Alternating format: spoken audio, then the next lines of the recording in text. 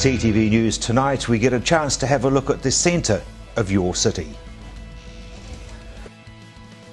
Welcome to CTV News. Media was allowed into the red zone today, which has given us a chance to show you your central city.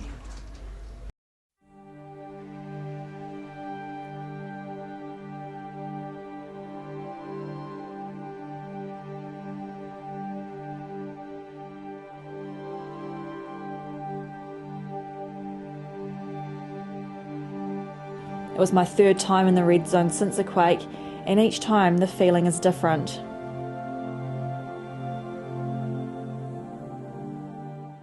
Our first stop was Cashel Mall. They say pictures say 1,000 words, so we'll let the pictures do the talking.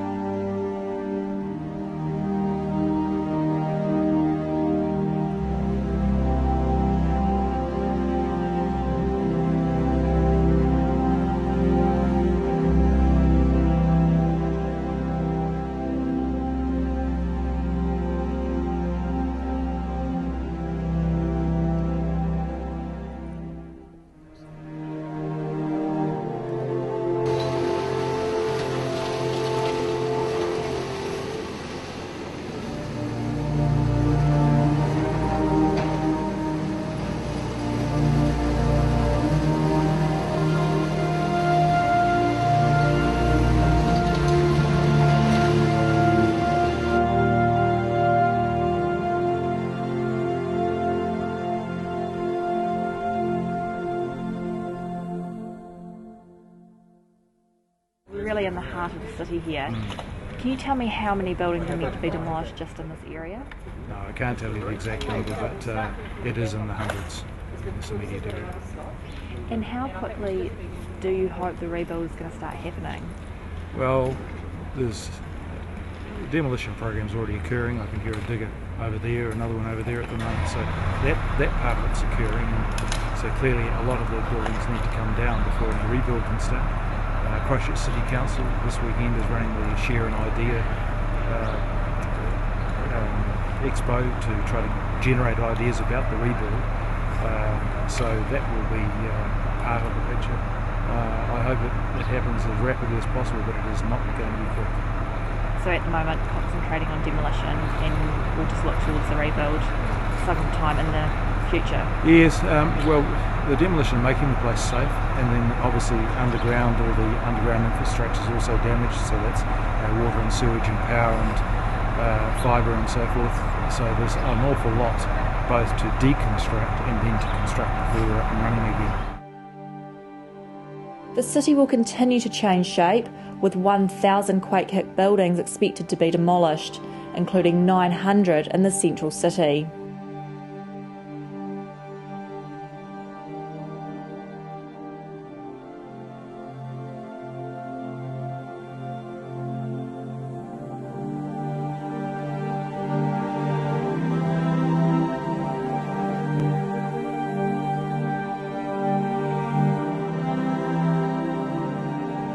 Work is due to be amped up in the next few weeks in the red zone, starting with Cashel Mall.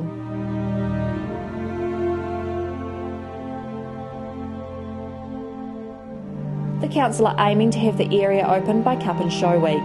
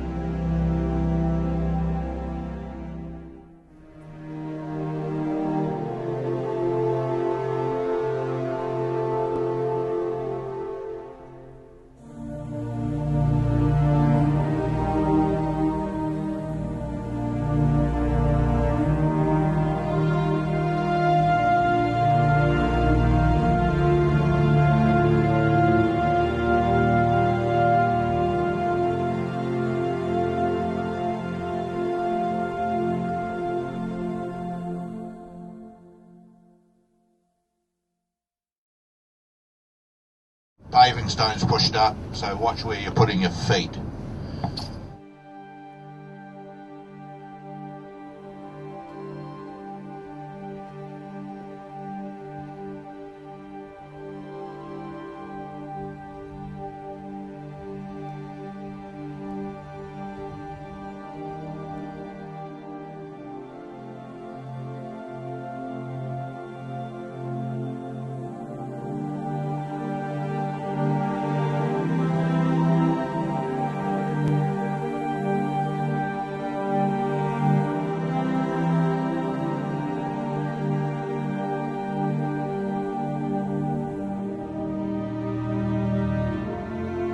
Is critically damaged, so that will be coming down, as well as a significant proportion of the facade.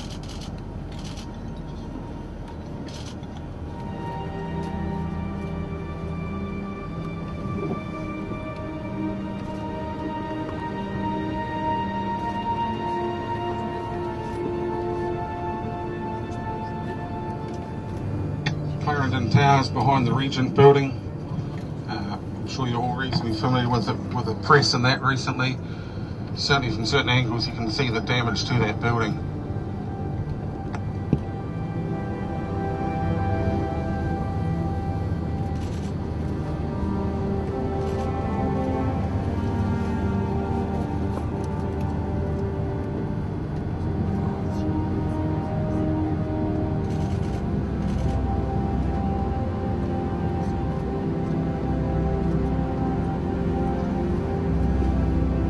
The BNZ building in front of us, it's damaged, but again, final assessments haven't been made on that building.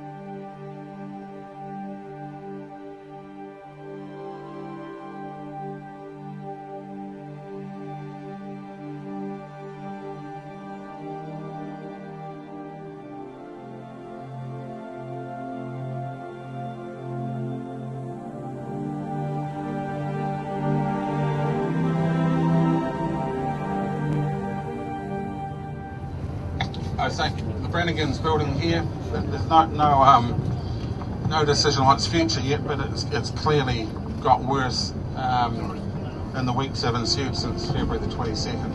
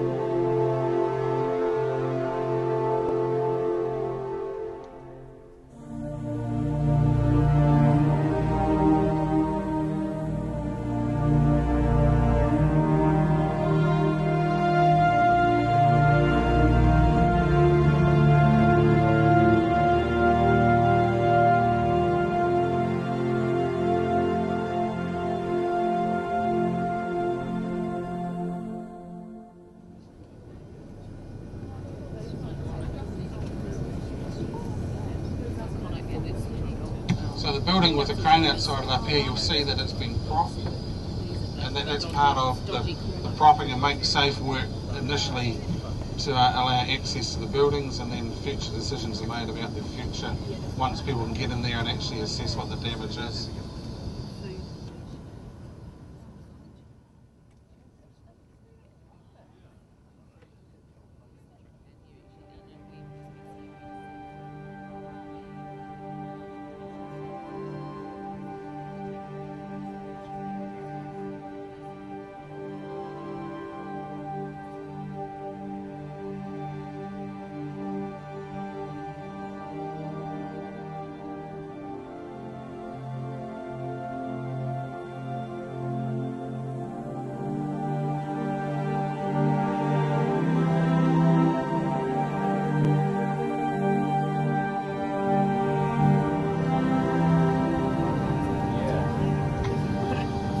As a matter of interest, what you just passed with the guy in the hazmat sort of clothing, putrescible waste, that's food waste essentially, that's likely to go putrid. So for the last 2 weeks we've had people in there to remove that stuff out of the buildings so that they don't rot from the inside out.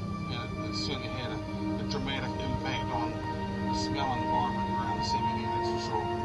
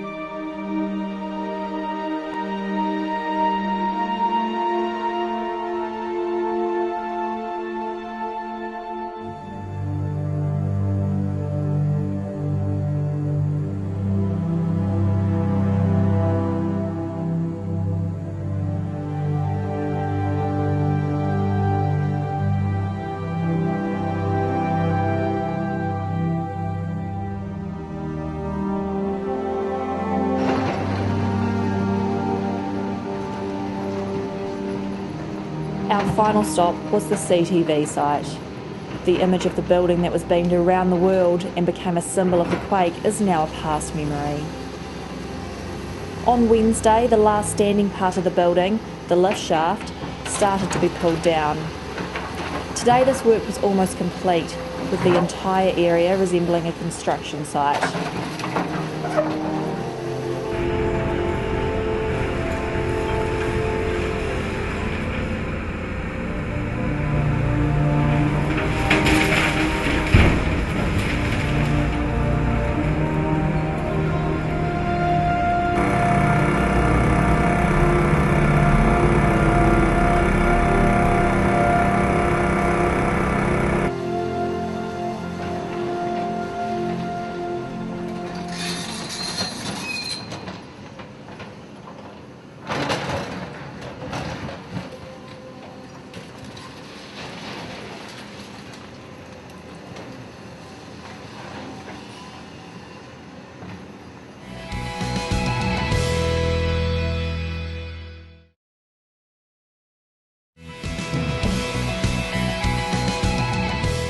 Welcome back. There are many unseen heroes from the armed forces, including some from Singapore, who are in the city on exercise. The 600 or 700 people manning the cordon is just the tip of the iceberg. In fact, it was quite fortuitous because we had probably some upwards of 1,200 servicemen, servicewomen here in the South Island for an exercise at the time. Both Navy, Air Force and Army. Sensibly Army was the largest contribution though when the earthquake happened, so we were able to respond very, very quickly. But the Singapore Armed Forces were here as well. They had a contingent of about 120 people. They delayed their departure back home by another week so that they could continue to provide the support to help us out, mainly around the cordon. But they also had medical elements, and they also had engineers as well, which helped bolster our engineering effort. Let's talk exactly about the commitment that was required for this. It was huge. Not only we had the cordon, so you're talking probably 600 people at its height, and that was to maintain it 24/7. That allowed 3 shifts, 12 hours on, 24 hours off.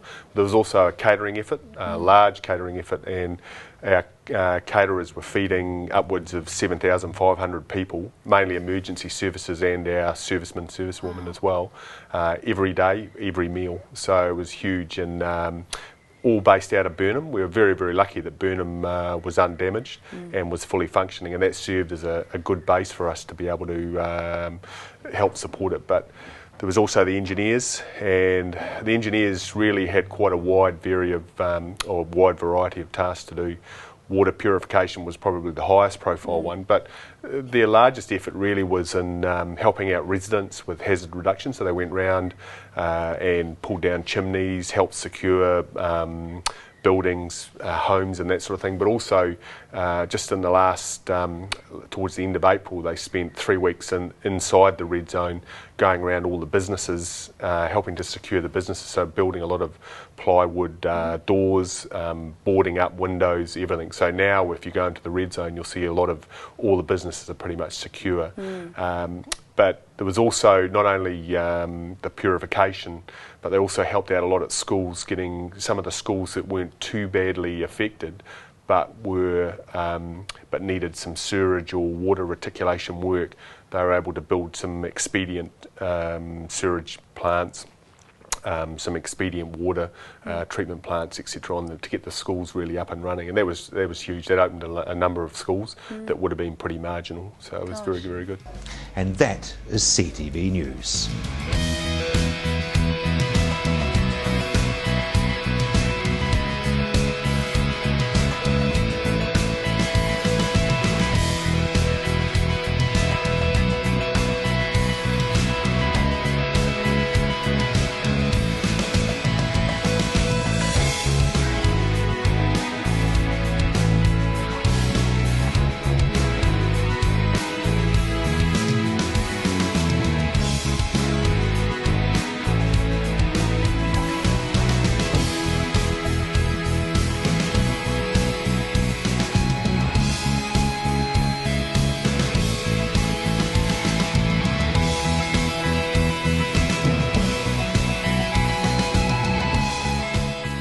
Supporting local content so you can see more of New Zealand on air.